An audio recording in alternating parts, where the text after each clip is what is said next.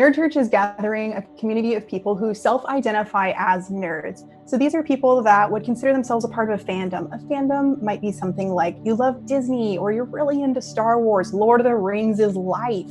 What I started to realize was that there just wasn't a really great place for people like us to necessarily connect in a traditional church. And so we wanted to be able to create a community where nerds could join together and they could explore the concept of Jesus in a safe environment that allowed them to be who they are, like the things they like, and ask good questions. So many people in Nerd Church don't have a family that lives near them, and they moved to Los Angeles to be part of the industry and entertainment and music and acting. We wanted to be able to connect with those kinds of people. We're not meeting in a big hall, we're meeting in somebody's home. We're not necessarily doing worship songs, we're getting together in the kitchen and we're making a meal together. Then we'll move into this natural element of what in church we might call fellowship. We call it friendship because, hey, that's what it is. Multiple times a year, we get together and we game. And this is a really great opportunity for us to bring in our friends who might have questions about what it means to be a church or who just are looking to have fun. Our end goal isn't to always bring someone into church. Sometimes it's just to help people feel seen and loved.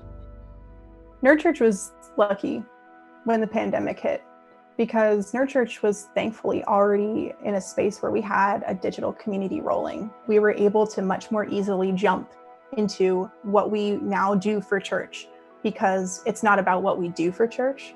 Nerd Church is about being the church, and being the church beyond the building is so important and integral to who we are. People don't have to lose out on anything just because there's no building to meet at anymore. Instead, for all of us who are pastors, for all of us who attend churches, we can all make a shift together to say, hey God, you're infinitely creative. What do you have for me now? And to realize that technology is a gift, that the age of the internet, this is not an accident. The Lord knew this was coming.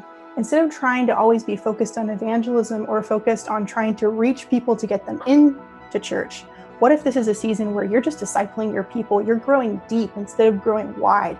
And I think if we can tap into that, if we can use the internet, if we can use technology, if we can use this season that feels really different to make people feel the love of God, to experience the peace that He can bring, to really disciple our people to grow deep, that we can raise up a whole new generation of disciples that are ready to go, that when this pandemic is over, they're ready to hit the streets, they're ready to go into their communities, go into their social mosaics, go into their neighborhoods and bring the power and presence of Jesus in an Acts-style way. So let's get creative. Anybody can get involved in being the church. So let's do it.